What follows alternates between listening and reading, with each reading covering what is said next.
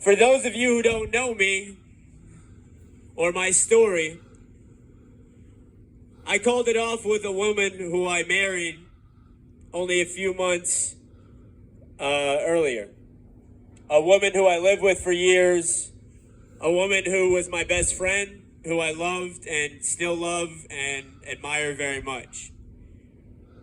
And to this day, I couldn't tell you exactly why I did it, but I can tell you that first year after the separation was the worst and most painful of my life, and that's coming from somebody who has dealt with severe depression throughout my time on Earth. And I'm talking about waking up in foreign stairwells, not caring if you live or die depression, doing cocaine off of a bathroom floor of a dive bar at 8 in the morning because I don't want to feel anything depression, looking in the mirror and not recognizing yourself, having your own parents tell you that they're not sure they want to be a part of your life anymore, depression. And that year after the separation was worse than any of that. And when I finally started to crawl out of it and scrape and claw to get back and build myself up from scratch, some things became very clear to me. Things that I had always been aware of, but had never fully articulated. Most of you live in New York City. Why? Even before COVID, this is not an easy place to live in. The streets smell like trash. Everything's expensive. You live in a fucking janitor's closet in Woodside, Queens, that was listed as a 2-bedroom villa in East Williamsburg. The city is filled with unoriginal, self-indulgent douchebags. Even most of the children are little rude sushi-eating fuckers. And yet you still live here. Many of us stayed here through the absolute horrifying nightmare of a full pandemic shutdown. Why? Each of you had to have the courage to overcome the intimidation of trying to make it in a city like this, the fear of failing. You had to pinch every penny to make it work, say goodbye to your hometowns, risk your careers, risk your relationships to be here. Why? The answer is different for all of us. We saw something in ourselves, wanted more out of life, had something to give, something to express, something to prove, something to experience. It was passion, ambition, curiosity. We saw movies and shows, read books, and found pictures of all those amazing times in New York City, and we wanted to be a part of that. That gritty beauty, that funk, the elegance, the fire.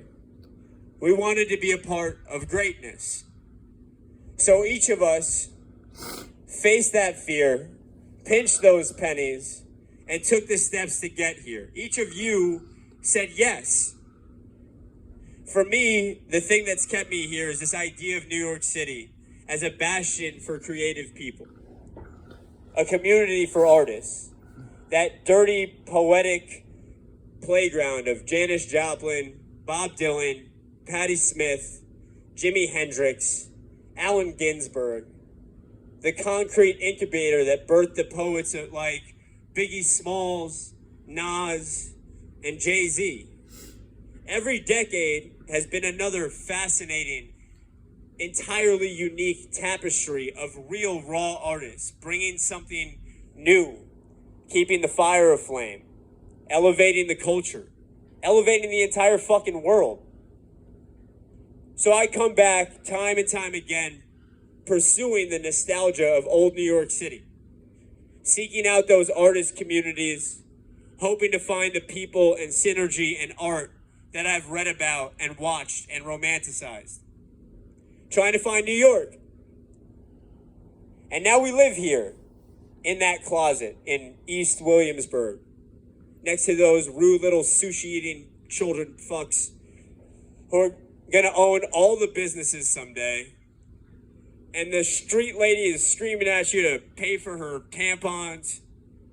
Sometimes the people piss you off. Maybe your job isn't what you expected. You're broke as fuck. You miss home. It's tough out here sometimes. Meanwhile, Brenda from high school just posted that she bought a beautiful 2-story home with a pool in your hometown. And that bitch can't even fucking read. Some days or weeks or years, this can all feel like a huge mistake. Well, as I was pulling myself off the floor of my divorce, piecing myself back together through investing in my passions, fighting to find a reason to live, rediscovering purpose, rediscovering myself, something clicked. And that something is simple and real and true for all of us. You are here. You're in this city. You already took the time, had the courage, made the sacrifice to be here. Samantha, Spencer, Natasha, Megan, Mike Corbett, Mike Tedesco, Margot, all the other artists who took the time out of their lives to share something and be vulnerable tonight. Right now, we're fucking here. Doing what we love. Pursuing life. What? Uh-oh. Uh-oh. On sacred fucking ground, fertile, living, poetic, historic ground. For every one of you here who took the chance and believed in yourself and your passions and your desires, your art, your skills, your journey, enough. For each and every one of you who took the chance, there are thousands of people who didn't, who wouldn't, who couldn't. And now we're going to take a second because my fucking printer fucked my whole shit up. Give me 1 second, y'all. I'm right here with you. I'm right here with you. I'm here with you. Never again. You try to support local businesses. Fuck these motherfuckers, man. Are you serious right now? Hold up. We getting there. I should have just never printed it. Oh, no. This is what I sent them. That's what I sent them. All right. Way to end strong. All right. Nah, we're going to do this, man. Well, we're going to stay together. And I'm going to fucking finish this in 1 second. I promise you. There it is. There it fucking is. Yeah. So again, for each of you here, there are thousands who didn't, who couldn't, who wouldn't. And I looked back on old white Polaroids of other times in this city, and I lusted for them. But never really felt that it was possible to be those people, those artists, those images. What I've learned is that we are, all of us, we are those images. We live in maybe the greatest city in the fucking world. We are living the lives we want to be living, taking the risks that we want to be taking. We are alive. Oh, by the way, during a pandemic, during a beautifully necessary, explosive time for social progress, as we continue to fight for the Black communities, female communities, LGBT communities, and others who need to be made equal. During 4 years of what will go down in history as the worst, most dangerous fucking presidency in American history, you are living through all of this. You are living in history. All of you. You are the photographs. You are the documentaries. You are the stories. Y'all motherfuckers. Y'all are the people that you grew up romanticizing. New York 2020. Mommy, my teacher wanted me to ask you, what was it like in 2020? Well, Brenda, Mommy was a badass bitch. I have no doubt that with time, we will, all of us, recognize how amazing our lives in this place during this time truly were. But my point of this whole rambling thought, and one of the big changes that grew inside me as I after I almost lost myself to depression is, don't fucking wait to appreciate who you are and where you are and what you're doing. You are all some badass bitches living your fucking lives.